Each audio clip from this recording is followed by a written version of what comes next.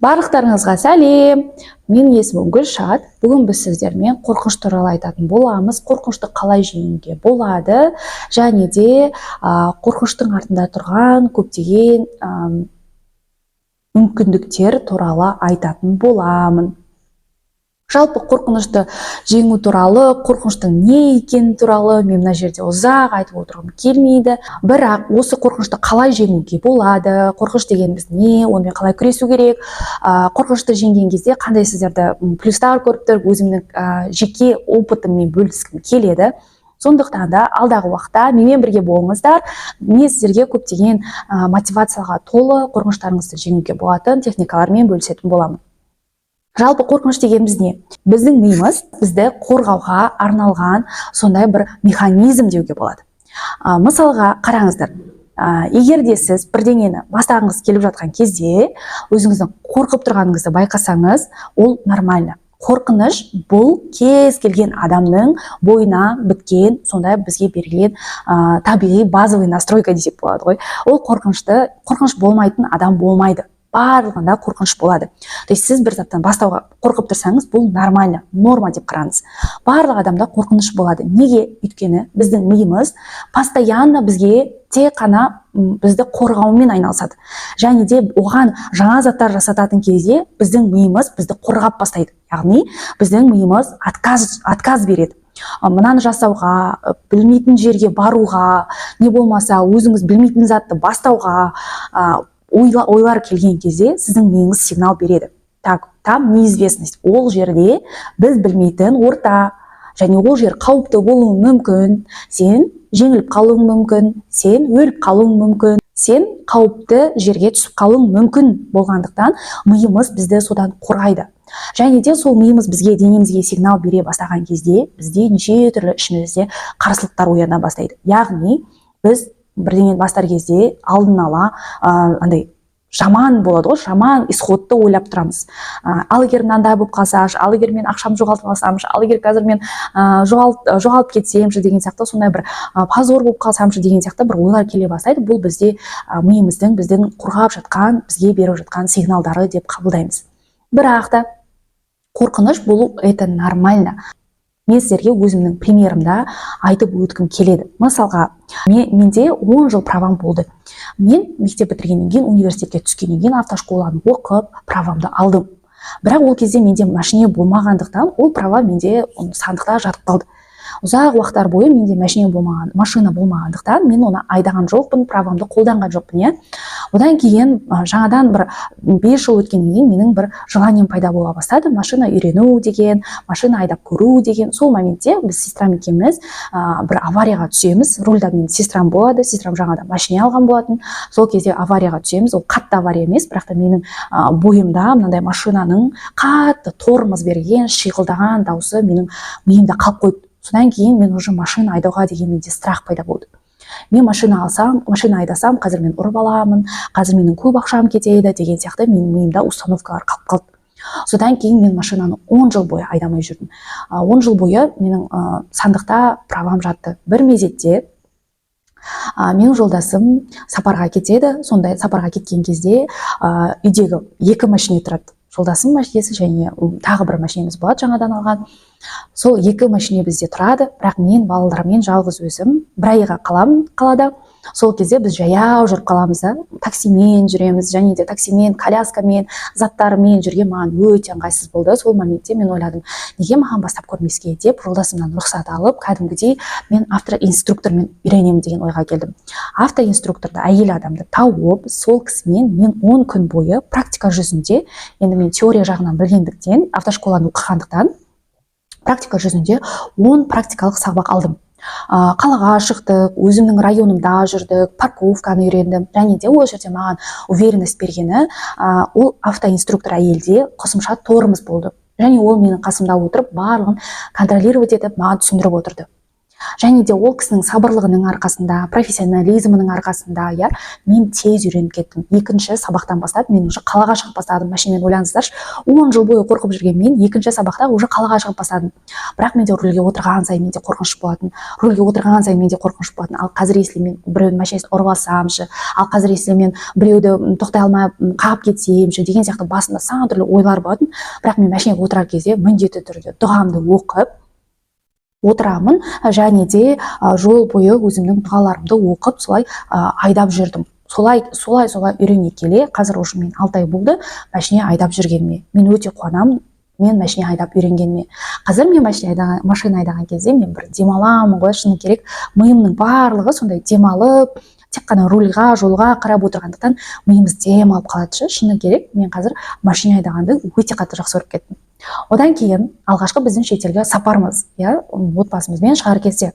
Әрине бізде де қорқыныш болды, бізде ондай көп ақша болған жоқ, бірақ бізде ниет болды. Шетелге шығып, отбасымызбен демалып келуге деген ниет болды. Сол кезде жолдасым айтты, қазіргі кезде біз билет алсақ болады, арзан бағамен билет алып қойсақ болады 1-2 ай бұрын, және де одан кейін отбасымызбен барып, жазғы демалыста демалып қайтсақ болады деді. Ол бізде Араб әмірлігіне бардық, Дубай және Абу-Даби қалаларына бардық. Қыздар, Дубай және Абу-Даби қаласына қалай өздеріңіз барып своим ходом демалып келуге болатынын білгілеріңіз келсе, келесі менің видеомды күтіңіздер, мен міндетті түрде ол мен бөлісетін боламын. Сол үшін маған тіркеліп алыңыздар. Сол кезде бізге сапарға шығатын кезде менде өте қатты қорқыныш болды. Балалар ауырып қалсашы, тілді білмейміз, шетелге самолетқа отыруға деген бір қорқыныштар болды. Бірақ та қорқынышқа қарамастан билетті алдық та, соған ниет етіп, жұмыс істеп, ары қарай ақшамызды жинай бастадық. Шетелге шыққан кезде әрине қорқыныштар болды, бірақ ол деген сондай бір қуаныш сезім екен. Өзіңнің отбасыңмен демалуға кетіп баратсың, балаларыңа алғаш рет самолетке отырғызып жатсың, иә, басқа елді көріп жатсың, және де ол жақта қыдыру, демалу, ештеңені ойламай, мысалға, иә, басқа елді көру бізге өте қатты мотивация берді. Сол арқылы бізде ары қарай да басқа елдерге де баруға деген бізде желание ашылды. То есть біз шетелге барардың алдында бізде қорқыныш болды, әрине. Самолетқа отыруға қорықтық, балалар ауырып қалсашы, тіл білмейміз ғой, ақшамыз жете ма деген сияқты бізде қорқыныштар болды. Бірақ біз ниет еттік, Аллаға тәуекел еткеннің арқасында бізде барлығы жақсы болды. Біз өте жақсы демалып қайттық. Балалар да ауырған жоқ, самолетта да өте жақсы біз ұшып барып келдік, иә. Балалар ешқандай қорыққан жоқ, ауырған жоқ, тіл білмегеніміз де бізге ешқандай кедергі болған жоқ ол жерде. Барлығы өте тамаша өтті. Соның арқасында біз шетел көрдік, және де біздің енді басқа да елдерге баруға деген құлшынысымыз арта түсті. Бұл бізде екінші қорқынышымды жеңген туралы сіздерге мотивация болсын деп айтып жатырмын. Үшіншіден, мен осы онлайн салаға табыс табуға келген кезде менде өте қатты қорқыныш болды.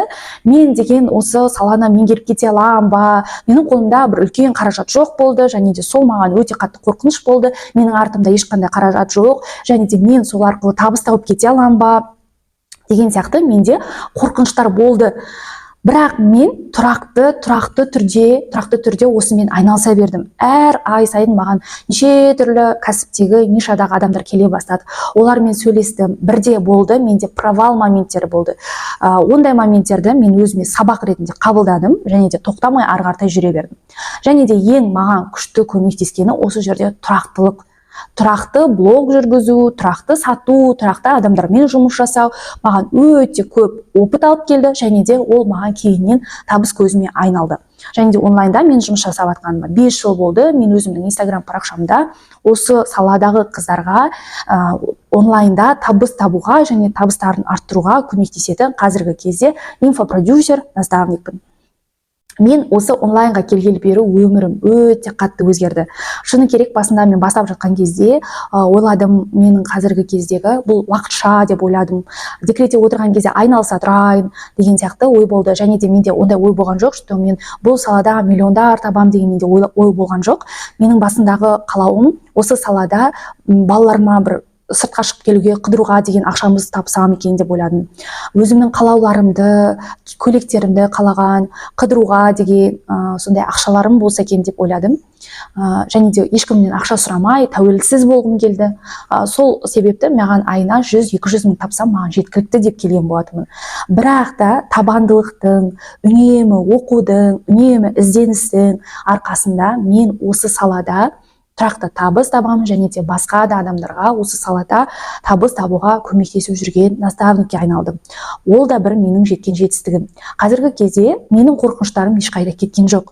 Әр кезде менде алдымнан жаңадан қорқыныштар шыға береді. Әр кезде алдымда неше түрлі ойлар пайда бола береді, иә. Бірақ мен сол қорқынышпен күреспей, сол қорықсам да параллельно ниет етіп, Аллахтан дұға тілеп, жұмыс істеуді үйрендім. Сол жұмыс істеуімнің арқасында қазіргі кезде жақсы нәтижелерге жетудемін. Сондықтан да қыздар, осы сіздерге берер менің кеңесім: қорқыныштарыңызбен күреспеңіздер, қорқыныштарыңызды жеңбеңіздер, тек қана қорқынышпен бірге жасай беріңіздер. Қорқыныш ол ешқайда кетпейді. Мейлі сіз қазір 500 мың тапсаңыз да, мейлі қазір сіз 100 мың тапсаңыз да, миллион тапсаңыз да, 10 миллион тапсаңыз да, қорқыныштар ешқайда кетпейді. Қорқыныш бұл біздің миымызға Алладан берілген бір қабілет, сондай, ол бізде ешқайда кетпейді. Өзіңіздің қорқынышыңызды жеңбей, қорқынышыңызбен бірге жұмыс істеп, әрекет етуді үйреніңіздер. Егер де мынандай маған ой келеді: егер де мен сол кезде қорқып қалсам, мен шетелді көрмес едім. Егер де мен қорқып ештеңені бастамай қалсам, мен машина айдап қазіргі кезде жүрмес едім. Егер де мен қорқынышымды жеңбесем, қазіргі кезде мен тұрақты табыс тауып, мықты орта тауып, өзімнің қалауымды, өзімнің арманымдағы өмірімді сүрмес едім. Сондықтан да қыздар, мен сіздерге беретін кеңесім: ештеңеден қорықпаңыздар. Қорқыныштың болуы нормально, бұл барлығында болады. Тек қана қорқыныштарыңызбен бірге жұмыс жасай беріңіздер. Қорқыныштың болуы бұл нормально. Осы менің кеңесім, және де менің 5 жылдық опытымнан түсінгенім. Сіздермен осымен бөліскім келді, түсіндіргім келді өзімнің опытыммен. Бәлкім біреуге осы пайдалы болар. Егер пайдалы болатын болса, лайк басып кетіңіздер, маған тіркеліп алыңыздар. Алдағы уақытта сіздерге ұнайтын деген көптеген ақпараттармен бөлісетін боламын.